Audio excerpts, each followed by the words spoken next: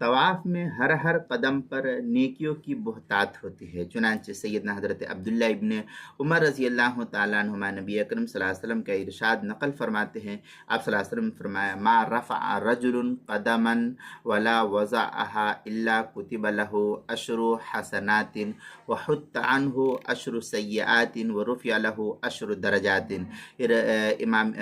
مسند امام احمد کی روایت ہے، جلد نمبر 3 صفحہ نمبر 3، الترغیب والترہیب صفحہ نمبر 278 پر 268 پر اس کو نقل کیا ہے۔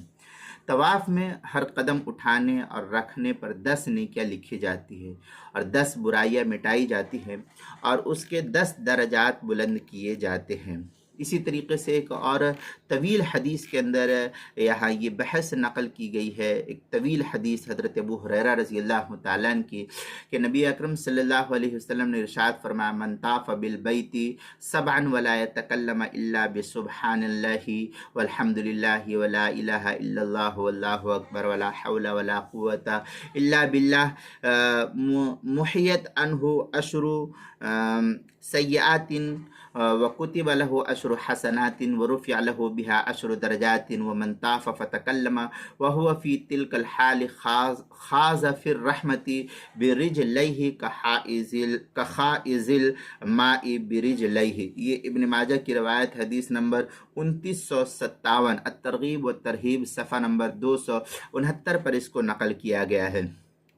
مطلب یہ ہے کہ جو شخص بیت اللہ شریف کا طواف کرے اور اس کے دوران سوائے سبحان اللہ والحمد للہ ولا الہ الا اللہ واللہ اکبر کے کوئی اور گفتگو اور کوئی اور کلام نہ کرے تو اس کے 10 گناہ مٹا دیے جاتے ہیں اور اس کے لیے 10 نیکیاں لکھ دی جاتی ہے اور اس کے 10 مراتب بلند کر دیے جاتے ہیں۔ اور جو طواف کے دوران بیجا گفتگو کرے تو وہ رحمت میں صرف قدم رکھ کر چلنے والا ہے، جیسا کہ کوئی شخص تھوڑے پانی میں قدم رکھ کر کے چلنے والا شمار ہوتا ہے۔ اب اس روایت سے خاص طور پر یہ بات انسان کے لیے معلوم ہوتی ہے کہ دوران طواف زیادہ تر ذکر میں ہی مشغول رہنا چاہیے، بلا ضرورت گفتگو بات چیت اور گپ شپ کرنا یہ نہیں چاہیے، ورنہ ثواب میں انسان کی کمی ہو جاتی ہے۔ ایک روایت میں اس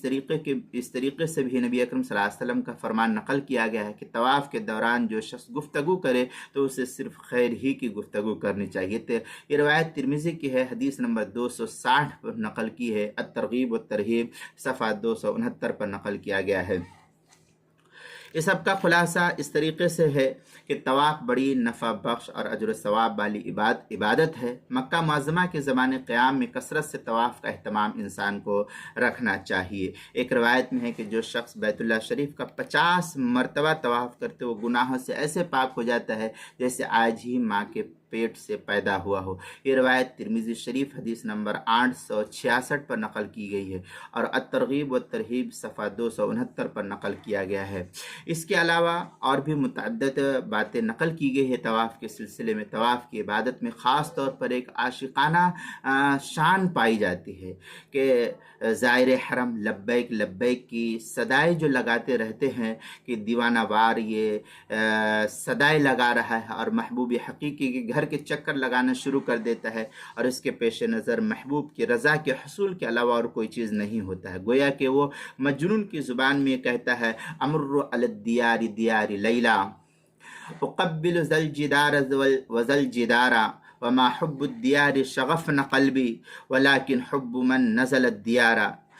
جس کا ترجمہ اس طریقے سے نقل کیا ہے کہ میں جب لیلا کے علاقے سے گزرتا ہوں تو کبھی اس دیوار کو چومتا ہوں اور کبھی اس دیوار کو بوسہ دیتا ہوں۔ دراصل ان در و دیوار سے مجھے دل لگاؤ نہیں بلکہ ان میں رہنے والی ذات سے مجھے لگاؤ ہے۔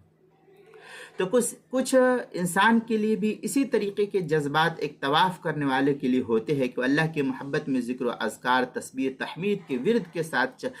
بس چکر ہی لگائے جاتا ہے۔ اللہ کرے کہ اس عشق کا کوئی ذرہ بھی ہمیں نصیب ہو جانا چاہیے۔ اس طریقے سے جو ہے عاشقانہ یہ عبادت ہے، محبت بھری عبادت ہے طواف، اس لیے ہمیں بھی اس طریقے سے وہاں پہنچ کر عبادات میں مشغول ہونا چاہیے۔ چنانچہ یہ تفصیلی بحث جو ہے کتاب المسائل کی 3 جلد صفحہ 229 اور 230 پر جو ہے اور 231 پر اس کو نقل کیا ہے، جلد نمبر 3 ہے، عنوان ہے طواف میں ہر قدم پر نیکیوں کی بہتات۔ اس کے تحت جو ہے یہ تفصیلی بحث نقل کی گئی ہے، وہاں دیکھ سکتے ہیں۔